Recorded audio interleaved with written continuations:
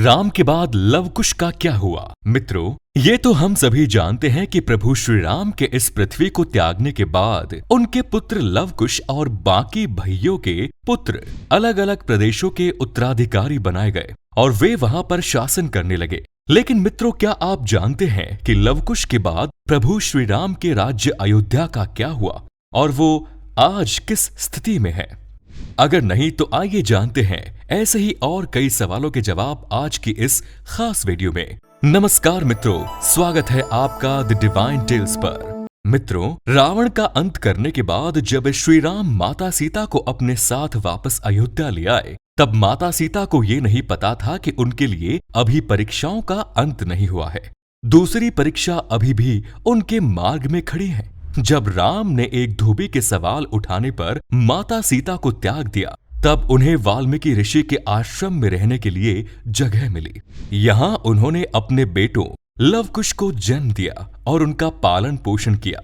लेकिन इतना सब होने के बाद भी ये कहा जा सकता है कि माता सीता के प्रति ये श्री राम का प्रेम ही था कि उन्होंने सीता को त्यागने के बाद भी किसी दूसरी रानी से शादी नहीं की। वो सीता की अनुपस्थिति में भी उनकी कमी को पूरा करने के लिए यज्ञ में अपने साथ सोने की गुड़िया लेकर बैठते थे। सोने की गुड़िया इसलिए क्योंकि सोने को सबसे पवित्र माना जाता है। आइए अब जानते हैं कि जब भगवान राम ने राजपाट छोड़ा तो रघुवंश का क्या हुआ और किसने शासन किया। भगवान राम के राजपाट छोड़ने के बाद कुश अपनी सेना के साथ अयोध्या आए और वहां का शासन संभाला। उन्होंने कुमुदावती से विवाह किया और अथिति के पिता बने। उसके पश्चात अथिति के पुत्र हुए निषाद, निषाद के पुत्र हुए नल और नल के बाद हुए नभ, और इस तरह वंशावली बढ़ते बढ़ते आगे पहुंची महाभारत काल के राजा वृहदबल तक। इतिहास में वृहदबल का जिक्र कुश की 50वीं पीढ़ी के रूप में होता है। यही राम के वो वंशज थे जिन्होंने कुरुक्षेत्र के युद्ध में कौरवों की ओर से युद्ध लड़ा, जहां इस चक्रव्यूह युद्ध में अभिमन्यु और वृहदबल के बीच घमासान युद्ध हुआ और अभिमन्यु के प्राण घातक तीर से वृहदबल की मृत्यु हो गई। आगे बढ़ने से पहले मैं ये बता दूं कि पुराणों में भरत, लक्ष्मण और शत्रुघ्न के दो पुत्रों का भी जिक्र मिलता है। भरत के 2 पुत्र थे, तार्त और पुष्कर। लक्ष्मण के पुत्र चित्रांगद और चंद्रकेतु और शत्रुघ्न के पुत्र सुबाहु और शूरसेन थे। क्या आप जानते हैं मथुरा का नाम पहले शूरसेन ही था? जब राम ने वानप्रस्थ लेने का निश्चय कर भरत का राज्याभिषेक करना चाहा तो भरत नहीं माने और दक्षिण कोसल प्रदेश छत्तीसगढ़ में कुश और उत्तर कोसल में लव का अभिषेक किया गया। राम के काल में भी कौशल राज्य उत्तर कौशल और दक्षिण कोसल में विभाजित था।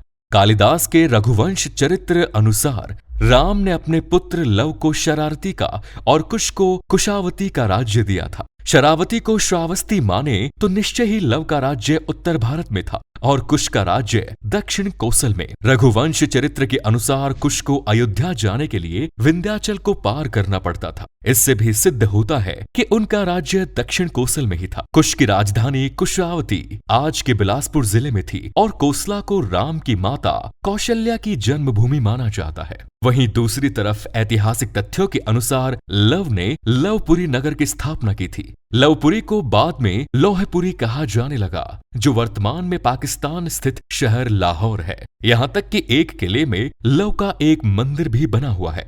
दक्षिण पूर्व एशियाई देश लाओस, थाई नगर लोबपुरी और दोनों ही उनके नाम पर रखे गए स्थान है। कहा जाता है इसके बाद लव के वंशज गुजरात चले गए और मेवाड़ के राजस्थान में आकर बस गए। यहाँ इन्होंने सिसोदिया वंश की स्थापना की। शायद आज यही कारण है कि मेवाड़ का राज प्रतीक सूर्य है। साथ में ये भी सुनने में आता है कि लव से राघव राजपूतों का जन्म हुआ, जिसमें बड़गुजर, जयास और सिक्करवारों का वंश चला। दूसरी शाखा सिसोदिया राजपूत वंश थी, जिनमें बेचला यानी बैसला और गहलोत कोहिल वंश के राजा हुए। दूसरी ओर कुश ने कुशावती नगर की स्थापना की, जो छत्तीसगढ़ राज्य के बिलासपुर जिले में है। कुश ने अपना राज्य पूरब की तरफ फैलाया। ऐसा माना जाता है कि थाईलैंड के राजा उसी नागवंश के वंशज हैं। शायद इन्हीं कुछ कारणों से आज भी थाईलैंड के राजा को राम की उपाधि देने की प्रथा यथावत है। साथ ही कुश से कुशवाहा यानी कछुआ राजपूतों का वंश चला। इसके अलावा मौर्य सैनी साक के संप्रदाय की स्थापना कुश के ही वंश से हुई। जेपी मित्तल के हिस्ट्री ऑफ एंशिएंट इंडिया के मुताबिक कुश की मृत्यु दुर्जय नामक एक असुर से युद्ध करते हुई। इसके अलावा ऐसा कहा जाता है कि लव और कुश में से कुश का ही वंश आगे बढ़ा। इसी कारण इतिहास में भी कुश के ही वंशजों का वर्णन है। दोस्तों, पुराणों में 30 दूसरे सूर्यवंशी राजाओं का भी जिक्र मिलता है, जिसमें एक नाम राजा सिद्धार्थ यानी गौतम बुद्ध का भी है। जी हां, इसका मतलब कि गौतम बुद्ध भी भगवान राम के ही वंशज थे। सूर्यवंश के अंतिम राजा के रूप में राजा सुमित को जाना जाता है, जिनको नंद वंश के स्थापक पद्मनंद ने हराकर अयोध्या को कब्जे में किया। ये समय कुछ ईसा पूर्व 450 से 362 के आसपास रहा होगा। दोस्तों, आप सभी को ज्ञात होगा कि जब दिनांक 9/8/2019 को शीर्ष कोर्ट ने पूछा गया कि क्या राम के कोई वंशज हैं, तब राम मंदिर केस की सुनवाई के दौरान राम के वंशजों को लेकर चर्चा ने जोर पकड़ा था, जिसमें जयपुर के राज परिवारों में से दिया कुमारी ने एक पत्रावली के जरिए कुछ सबूत पेश किए, जिस पर अयोध्या के सभी राजाओं का नाम क्रमानुसार लिखा हुआ था। इसमें राम के वंशज के रूप में 289वें वंशज आमेर जयपुर के सवाई जयसिंह का नाम है।